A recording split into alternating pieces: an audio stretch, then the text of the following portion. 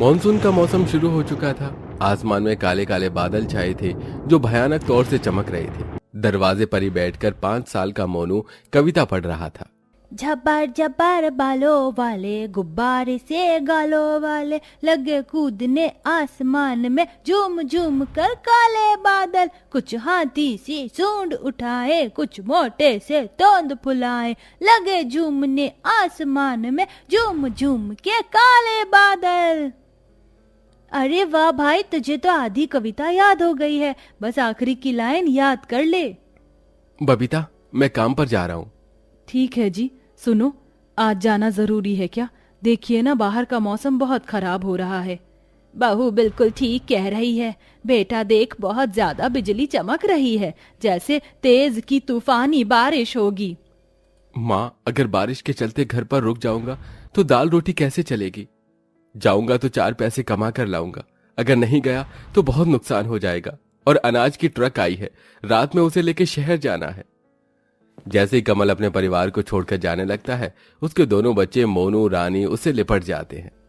जल्दी आना पिताजी, हम आपका इंतजार करेंगे। मेरा बच्चा, मेरा प्यारा बच्चा, जल्दी आऊंगा। और जब आऊंगा तो तुम दोनों के लिए ढेर सारी चीजें लेकर आऊंगा। लेकिन उस रोज कमल के सिर पर काल मंडरा रहा था। पूरी रात मूसलाधार बारिश होती है, जिसके मारे उस गरीब परिवार का सोना दुर्लभ हो जाता है और छत जगह जगह से टपकने लगती है। माँ, पूरा फर्श तो गीला गीला है, हम कहाँ सोएंगे? चिंता मत करो बच्चों, मैं इसे सुखा दूंगी। लेकिन तभी बारिश का पानी उस गरीब के चौखट तक भर जाता है और धीरे धीरे दरवाजे के अंदर भरने लगता है। दोनों बच्चों की आंखें नींद से भर जाती हैं। मम्मी, मम्मी, मुझको बहुत जोर की नींद आ रही है, सुला दो ना। कहाँ पर सुलाऊं मेरा बच्चा? पूरे के पूरे घर में तो बरसात का पानी घुसा हुआ है। किराया देते हुए भी हर बार घर में बरसात का पानी ऐसे ही जमा हो जाता है। मकान मालिक जानबूझ के घर की छत की दीवार, फर्श कुछ नहीं ठीक करा रहा, ताकि हम गरीबों को खाली करवा सके। यहाँ से घर खाली करके जाएंगे भी कहाँ? महंगाई इतनी ज्यादा बढ़ गई है कि कहीं भी कमरा 4-5 हजार रुपए से कम का नहीं। बस ये तो झुग्गी ही 1000-1500 में मिल गया, वरना इस बरसात के मौसम में हमारे सर पर छत भी नहीं होती। बरसात का पानी साफ करते करते सुबह के 4-5 बज जाते हैं। तभी कोई तेज तेज में दरवाजा खटखटाता है। अरे खोलो रे खोलो, अरे जल्दी खोलो दरवाजा। ये तो मकान मालिक की आवाज लगती है, मगर यह सुबह सुबह आकर गदर क्यों मचा रहा है? मैं देखती हूँ। बूढ़ी सास दरवाजा खोलती है। तब भी हल्की फुल्की बूंदाबांदी हो रही थी और मकान मालिक छतरी लिए खड़ा था। गंगा किसी बेबस की तरह हाथ जोड़कर बोलती है, माई बाप, आप इतनी सुबह सुबह यहाँ पर? अरे रहने दो, अब इस सबसे दाल नहीं गलने वाली। चलो बोरिया बिस्तर उठाओ और निकलो अपने अपने कच्चे कच्चे बच्चे लेकर। लेकिन क्यों सेठ जी? मेरे पति तो टाइम से किराया दे देते हैं। इसी महीने थोड़ी देरी हुई है, लेकिन आज वो कमा कर आएंगे तो पैसे दे देंगे। अरे लगता है किसी ने तुझको खबर नहीं दी। तेरा खसम मर गया है। कल रात को बरसात में अनाज की ट्रक लेकर जा रहा था। कुछ लोग बतला रहे थे कि पुल टूट गया और बरसात बहा ले गई, तो कुछ लोग तो ऐसा भी कह रहे हैं कि बिजली गिर गई और मजदूर समेत सब दर पर ही मर गए।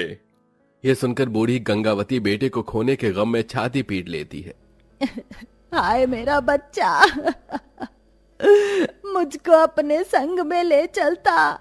अरे ओ बढ़िया, मेरे मकान में रोना पीटना मत लगा। चलो फूटो, निकलो भाई। बबीता अपने दोनों बच्चों का मुंह देखकर मकान मालिक के पैरों में सिर पटक देती है। ऐसा मत कीजिए, इस बरसात के मौसम में मैं गरीब अकेली औरत अपने छोटे छोटे बच्चों को लेकर कहाँ भटकूंगी? थोड़ी तो दया दिखाइए। अरे थोड़ी क्यों मेरी रसमलाई, अरे मैं तो पूरी दया दिखाने को तैयार हूँ। बस बदले में तुझको मेरा थोड़ा दिल बहलाना होगा। ये सुनकर बबीता उसे खींच कर चाटा मारती है, जिससे मकान मालिक गुस्से में लाल पीला हो जाता है। साली तेरी ये मजाल, तूने मुझ पर हाथ उठाया। खैर मना, मैंने सिर्फ हाथ उठाया है, तो जैसे को जूते खिलाने चाहिए। ये सुनते मकान मालिक बौखलाकर बबीता और उसके दोनों बच्चों को कीचड़ में धक्का मार देता है। इसी कीचड़ के लायक है तू।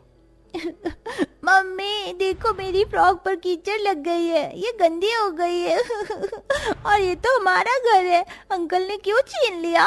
अब ये हमारा घर नहीं रहा। बिटिया चलो चलते हैं। हालातों की मारी दोनों गरीब सास बहू बच्चों का हाथ पकड़े बारिश में भीगते हुए सड़कों में इधर से उधर भटकने लगती हैं। कई घंटे गीले हुए गुजर जाते हैं। तभी एक फुटपाथ पर मोनू भुट्टा छिल्ली बेचते हुए देखता है। माँ मुझे जोर की भूख लगी है, भुट्टा खिला दो ना। मेरे पास पैसे नहीं है मोनू।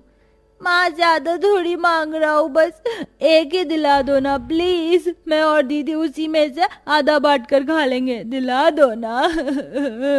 बोलते हुए मोनू जोर जोर के रोने लगता है। अच्छा चुप हो जा, मैं जाती हूँ लेने। बबीता भुट्टे वाले के पास आती है। भैया जी एक भुट्टा देंगे? अरे बिल्कुल बहन जी, एकदम मस्त छल्ली भुट्टा है, 25 की एक पड़ेगी, बताओ कितना दूं? मेरे पास देने को पैसे नहीं है। अरे पैसे नहीं दिए तो क्या फ्री का भुट्टा खाओगी हैं? मेरे बाप दादा की खेती बाड़ी से तोड़कर थोड़ी ना लाया हूँ, चलो भागो यहाँ से। ठेले वाला डांट कर भगा देता है। तभी एकदम जोर जोर से बादल गरजने लगते हैं और आंधी तूफान भी चलने लगता है और लोग अपने अपने घरों की तरफ भागने लगते हैं। लगता है बहुत जोर की बारिश आने वाली है, चलो घर चलते हैं। माँ मेरी आंखों में धूल पड़ रही है, देखो सब लोग अपने अपने घर जा रहे हैं, आप भी चलो ना। दादी उठो उठो ना। तभी बूढ़ी गंगावती रोते हुए बोली, कौन से घर जाएंगे बिटिया, घर तो है ही नहीं हम गरीबों का। माँ जी देखो बारिश होने लगी, सर छिपाने के लिए जगह ढूंढनी होगी। चारों एक स्टैंड पर आ जाते हैं। पूरी सड़क पर सन्नाटा छा जाता है। तभी पुलिस की एक जीप सड़क से जाते हुए अनाउंसमेंट करती है, सुनिए सुनिए सुनिए, मौसम विभाग ने जारी किया है, अगले एक सप्ताह तक रिकॉर्ड तोड़ बारिश होने वाली है, अपने अपने घरों में बने रहिए, सुरक्षित रहिए। तभी गरीब परिवार को स्टैंड पर देखकर पुलिस वाला डांट कर बोलता है, अरे तुम सास बहू के कान में धूल जम गई है क्या? हाँ सुनाई नहीं देता? बहुत तेज बारिश आने वाली है, चलो अपने घर जाओ। कहाँ जाए साहब, घर नहीं है हमारे पास, ये सड़क ही सहारा है। वो सब मैं नहीं जानता, लेकिन तुम यहाँ पर नहीं रह सकते, उठो वरना मैं डंडे मारूंगा। सहम कर वो लोग उस जगह से उठकर आगे चले जाते हैं। आसमान में बरसात के साथ साथ बड़े बड़े ओले गिर रहे थे। सुबह से शाम रात तक बरसात में भीगकर बेचारे गरीब परिवार वाले थर थर कांपे जा रहे थे। आचू आचू, माँ मुझको बहुत जोर की ठंड लग रही है, घर चलो ना माँ। बोलते बोलते ठंड और बरसात की जकड़न में मोनू बेहोश होने लगता है। माँ माँ मोनू को कुछ हो गया है, देखो। मोनू मेरा बच्चा, आंखें खोल, खोल ना बेटा। माँ जी देखिए ना इसको क्या हो गया। बहू वो देख, वहाँ पर सर छुपाने की थोड़ी सुविधा है, वहीं चलते हैं। बरसात के कहर उस गरीब परिवार को कचरेदान में ले आता है जहाँ कूड़ा खत्ता पड़ा था। वो सब एक पाइपलाइन में बैठ जाते हैं। इधर बरसात लगातार बरसती जाती है। मोनू मेरा बेटा उठ जा, घर चलना है, उठना। हे भगवान बड़ा निर्दयी है तू, हर मौसम में बस गरीबों को ही सताता है। हिम्मत हारती हुई बबीता टूटे दिल से भगवान को बहुत कोसती है और रो रो कर मोनू का हाथ पांव मलती है। तब जाकर वो आंखें खोलता है। इसी तरह से एक दो दिन उन्हें ऐसे ही बेघर होकर बगैर खाए पिए पाइपलाइन में काटना पड़ता है। उधर अमीर तबके के लोगों के लिए बरसात का मौसम सुहानी खुशियां लाता है, जो अपने बंगलों और ऊंचे मकानों में मौज मस्ती में थे। माँ मुझे बहुत जोर की भूख लगी है, पेट दुख रहा है। भूख तो लगेगी ही मेरी बच्ची, कुछ खाया नहीं, यहीं रहो, मैं कुछ खाने का इंतजाम करती हूँ। बारिश में भीगते हुए बबीता कचरा बीनने के लिए निकलती है, जहाँ कूड़ेदान में भी घुटनों तक पानी भरा पड़ा था। वो जैसे ही पाँव डालती है, कांच का टुकड़ा उसको चुभ जाता है। माँ मेरा पैर, लगता है कांच चुभ गया।